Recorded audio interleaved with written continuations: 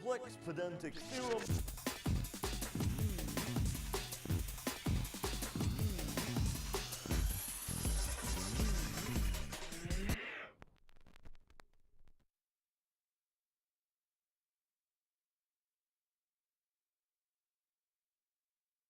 You can get it.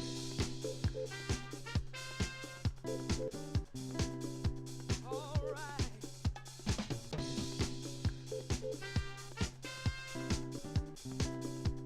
All right.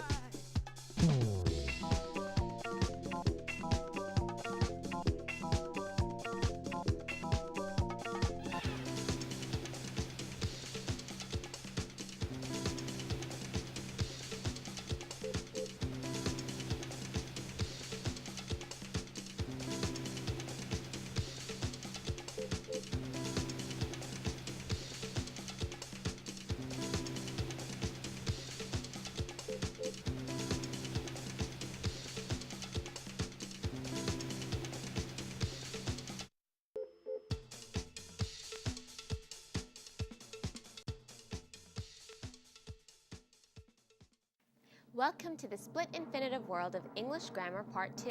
I'm Galila Azaris.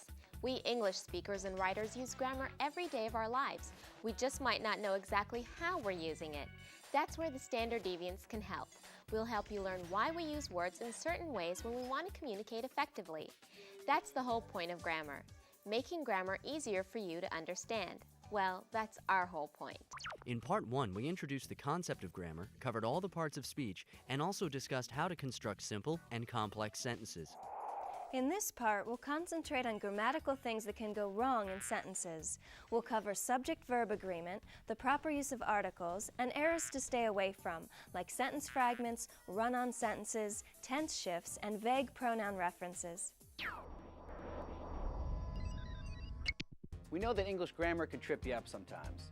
The standard deviants have scoured the nation for all the basic grammar information you need to know, and then hired some awesome English teachers to help us out. You can count on us to simplify this grammar stuff and make it easier to learn, easier to remember, and pretty enjoyable to watch. Believe it, it's our job. Remember, this is a videotape. You can pause the tape, stop the tape, rewind the tape, or even destroy the tape at any time during your viewing. Just in case you're a little fuzzy about the basic concepts of grammar, let's have a quick review. Grammar is how the parts of the language, basically the words and punctuation, fit together to make sentences. We use grammar to communicate effectively with our friends, coworkers, and teachers. The grammar we most often use in formal written communication is SEAE, Standard Edited American English. We place words into different groups called the parts of speech. The different parts of speech are nouns, pronouns, adjectives, verbs, adverbs, prepositions, conjunctions, and interjections. From there, we put these parts of speech into action by constructing sentences. Knowing how to construct these sentences correctly will improve your writing immensely. But remember, as we mentioned in Part 1, writing is a process, so don't make yourself crazy fretting about grammar when you're first writing your ideas down. Deal with it when you're editing your work. If you need some help on the whole writing process, Dealey, check out the Wrinkle-Free World of English Composition. It'll help you get your thoughts down on paper. Now that you're up to speed, let's learn a little bit more about that versatile language we speak, English.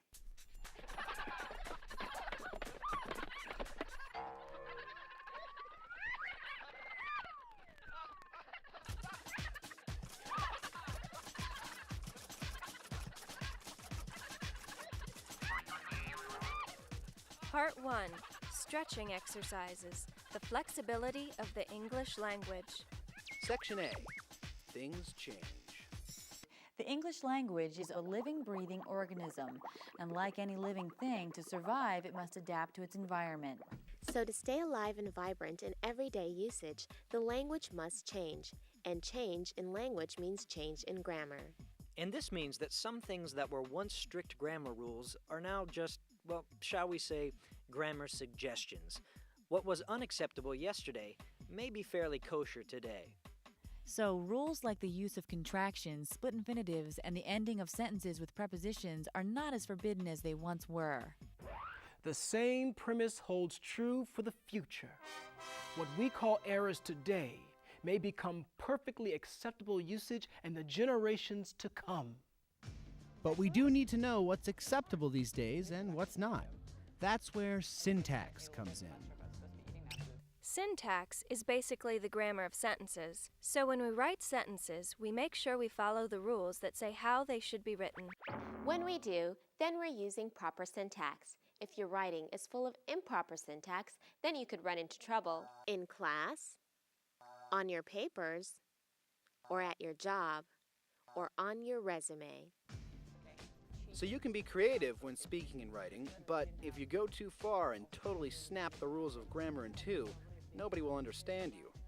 Patch our trainly, he all along plopped, green, green, groovy. So, to communicate properly, remember that even as our language changes and grows, proper syntax is mucho important. Section B, different strokes for different folks. Words can work as different parts of speech. One way a language grows is by taking a word that functions as one part of speech and then using it as another part of speech. So a word is a word is a word, but the way a word is used grammatically can change. Let's see exactly what the parts of speech are so we know how a word can fit into more than one of them. A noun is a person, place, thing, or idea. Abraham Lincoln, Illinois, paper, and justice are all nouns. A pronoun is a little word that takes the place of nouns in sentences. I, you, he, she, it, we, and they are all pronouns. An adjective is a word that describes or modifies a noun. Big, funny, and colorful are all adjectives. A verb is the action of a sentence. To run, to teach, to eat, and to be are all verbs. An adverb is a word that can describe a verb, an adjective, and even other adverbs. An adverb often answers the questions how often, when, or to what extent. A preposition is a word that shows a time or space relationship between other words. In, out, over, under, around, before, and after are all prepositions. A conjunction is a word that provides a transition between parts of sentences. They sort of hook things together. And, but, or, and therefore are all conjunctions. An interjection is a word or short phrase that expresses emotion or surprise. Wow! Hey! Zoinks! Man alive! Those are all interjections. Okay, those are the parts of speech. Nouns, pronouns, adjectives, verbs, adverbs, prepositions, conjunctions, and interjections. Now, a word commonly used as a verb can become a noun. One used as a noun can become a verb. A noun can also become an adjective can become an adverb. So with some ambition, hard work, and a little bit of luck, a gutsy word can slip into several different parts of speech. Take, for instance, the word place. An innocent word at first glance, harmless even. But whoa-ho-ho, just listen to this. First, let's look at place as a noun. Take the sentence, this place serves the best pheasant. This place is the subject of the sentence because it performs the action. The action is to serve, and this place serves the best pheasant. Now, we can also use the word place as a noun in another way, this time as an object. In the sentence, when I want good pheasant, I come to this place. Place is working as an object of the preposition. It works like this. The preposition is to, and the entire prepositional phrase is to this place. So place is acting as an object of the preposition. Okay, let's try place as a verb. We can say, Harold, please place the pheasant on my plate. Notice how place now describes an action, so we have a verb. Hold on to your hats. We're about to make another change. Here's place as an adjective. Harold drew a lovely pheasant on my place card. See, place is now modifying card. Card is a noun, so we can call place an adjective. It's not just any card, it's a place card. Let's look at a few more examples how a word can change from one part of speech to another, starting with nouns changing to verbs. Nouns as verbs. Take the word water. It started out as a noun, good old H2O. We can use it in a sentence. Let's say, she likes to drink lots of water. Very good. In this sentence, water is a noun. But what if we want to use it as a verb? We can, and nobody can stop us. We can say, she waters the plant. Here, she is a pronoun used as a subject, and our versatile verb is water. We can even get a little creative. How about the word elbow? We can use it as a noun, as in, I have a boo-boo on my elbow. Aww. Next, we can say she elbows me out of the way. Aww. But look, we've used elbow as a verb. Okay, let's try to use a word as two different parts of speech in one sentence. This could be a doozy.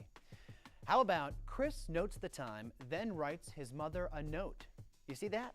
Notes is a verb first because it's the action Chris is performing. Then down at the end, note is a noun. It's a thing. It's what Chris wrote. Now, let's turn the tables a bit and try to use some verbs as nouns. Verbs as nouns. When we use verbs as nouns, we're taking actions and transforming them into things. Here's our first example. We can use the verb to look in a sentence. Sarah looks at the beautiful painting. Pretty straightforward. Sarah looks, that's our noun-verb combination. Now let's try using look as a noun. Sarah gives Fritz a dirty look. Our noun-verb combo is now Sarah gives, and look down here is a noun because it fits the definition of a noun, which is a person, place, thing, or concept. A dirty look is definitely a thing. This is kind of fun. What can we do with the word fit? If we start out using it as a verb, we can construct a sentence like, the couch will fit over there. So far, so good. Let's try it out as a noun this time, such as, the jacket is not a good fit. Now our word that was used as a verb is being used as a noun. Just for fun, we can even change it into a noun with a different meaning, as in the sentence, you don't need to throw a fit about it. Just to be extra versatile, we can even try fit as an adjective, as in the sentence, this is a meal fit for a king. Remember, an adjective modifies a noun, so the adjective fit is modifying the noun meal. It's a fit meal, fit for a king, no less. So, don't get caught up in labeling words as only one part of speech. What's important is how a word is used. The English language is constantly changing, growing, and evolving. To communicate effectively, be sure to use proper syntax, which is the grammar of sentences. The English language is very flexible and elastic. A word that is used as a noun in one sentence may be used as a verb in the next sentence. So any particular word may run the gamut of the different parts of speech, be it noun, verb, adjective, or even interjection. Now let's move on to another important element of SEAE grammar, agreement.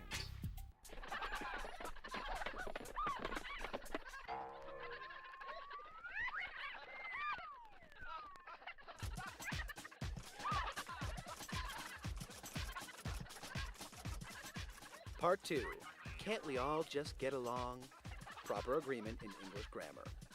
In grammar, proper agreement just means that things hook up correctly in a sentence. Failing to make sure the words in your sentences hook up is just like dressing in both plaids and stripes, and you wouldn't do that unless you were some kind of weirdo.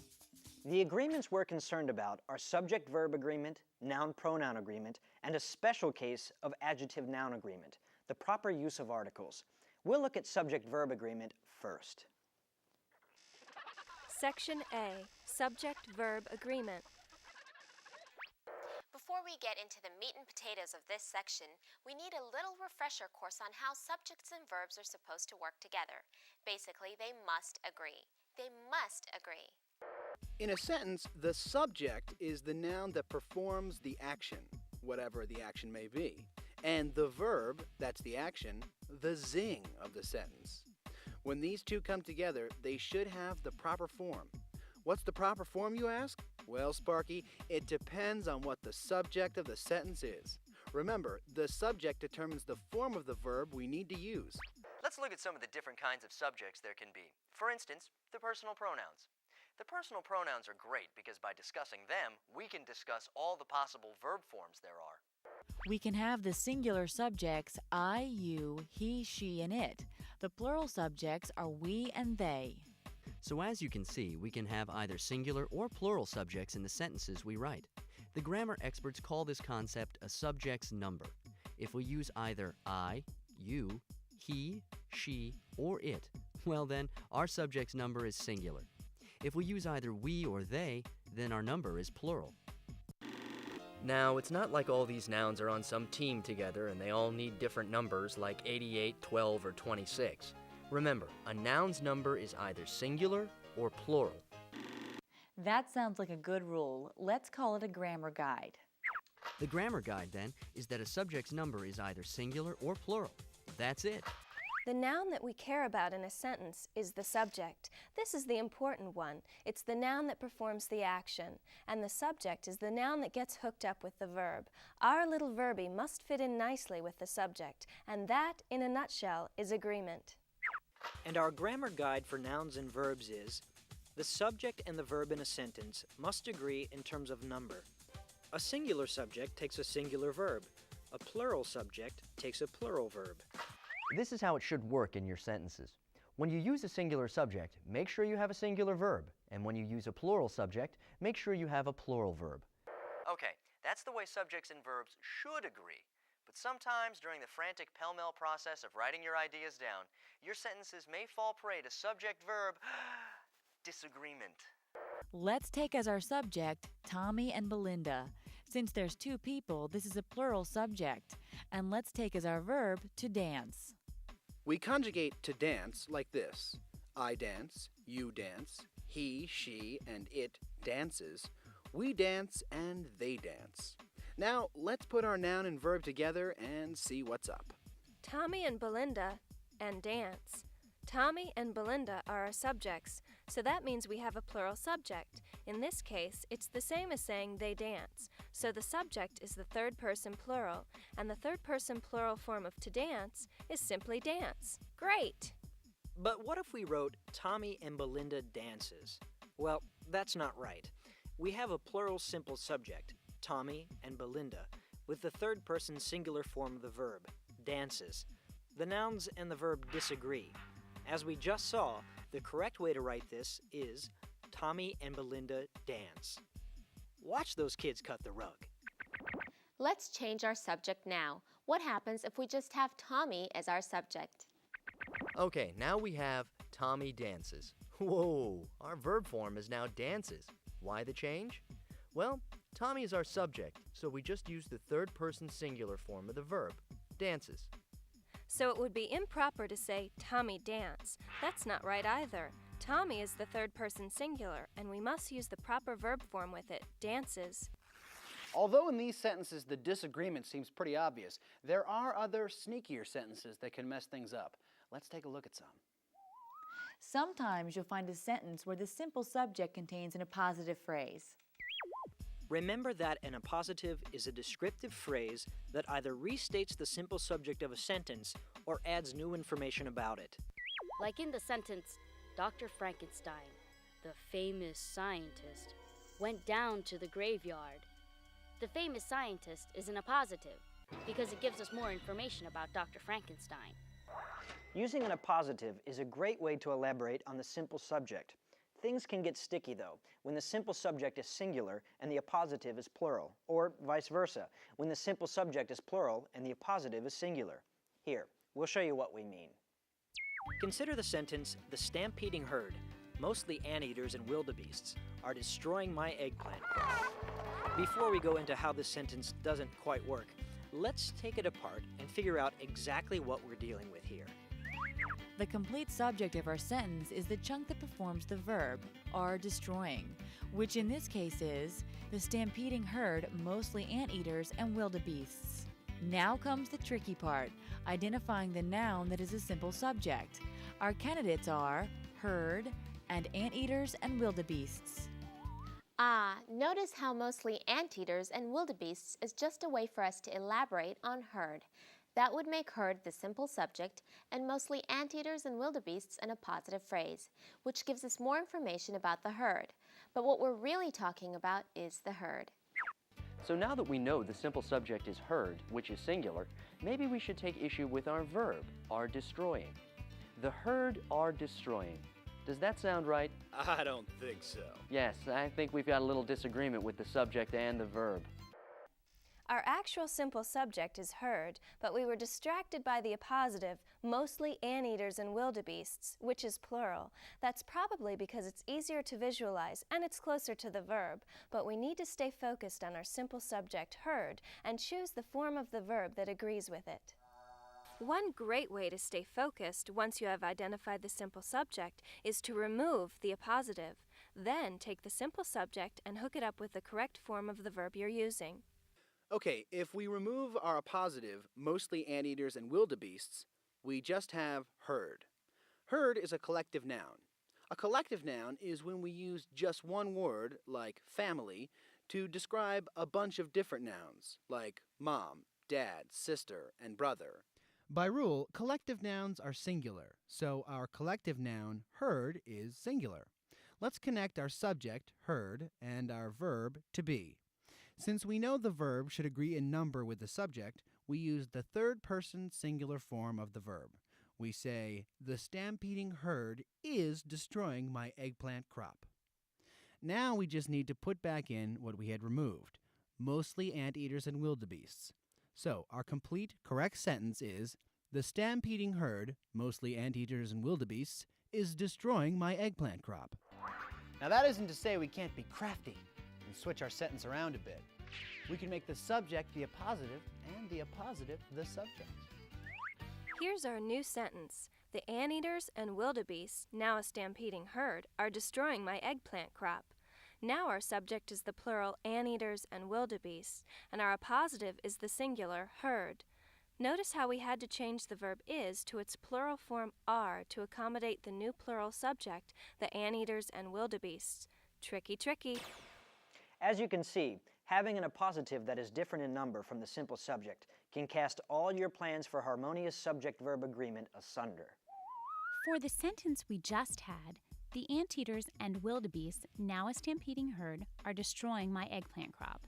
We could have just ignored what was inside the commas, now a stampeding herd. That way we would have been just fine. So to repeat, to hook up the noun with the proper verb, sometimes you can ignore what's inside the commas. Another thing to watch out for is when the verb and subject of your sentence are separated by a long intervening phrase or clause. Check out the following sentence. The package, which includes 15 balls, 12 yo-yos, and 7 jacks, is almost ready to send. Let's break our sentence down. What we have here is a dependent clause, which includes 15 balls, 12 yo-yos, and 7 jacks, injected into the middle of our independent clause. The package is almost ready to send. Remember that an independent clause is one that can stand alone, while a dependent clause needs to lean on an independent clause for support.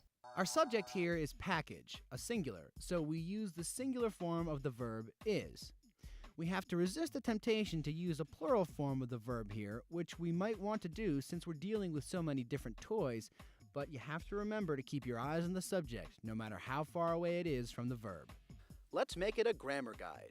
To ensure proper subject-verb agreement, keep your eyes on the subject, no matter how far away it is from the verb.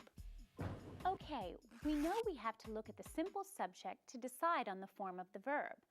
But what if the subject is both plural and singular? Before the room begins to spin, let's show you what we're talking about. Look at this sentence. The leopard and the crocodile enjoy tasty tourists. Here we have a plural subject, since it includes both a leopard and a crocodile, so we use a plural form of the verb, enjoy. Not so bad. Now suppose our sentence is, the leopard or the crocodile enjoys tasty tourists. Simply by changing our conjunction and into or, we have changed the number of our subject to singular, since either the leopard or the crocodile will enjoy the tasty tourist, but not both. That's why we need to use the verb enjoys, a singular. Now let's suppose our subject becomes the leopard or the crocodiles. Here we have two simple subjects, but one, leopard, is singular and the other, crocodiles, is plural. So what form of the verb do we use, singular or plural? It just so happens we have a rule to guide us when a problem like this comes up. Whenever your sentence has two simple subjects that differ in number connected by the conjunction or, Use the form of the verb that agrees with the simple subject closest to it. We can use a 3-step process to help us out. Step 1. Find the verb. Step 2. Find the closest simple subject. Step 3. Use the form of the verb that agrees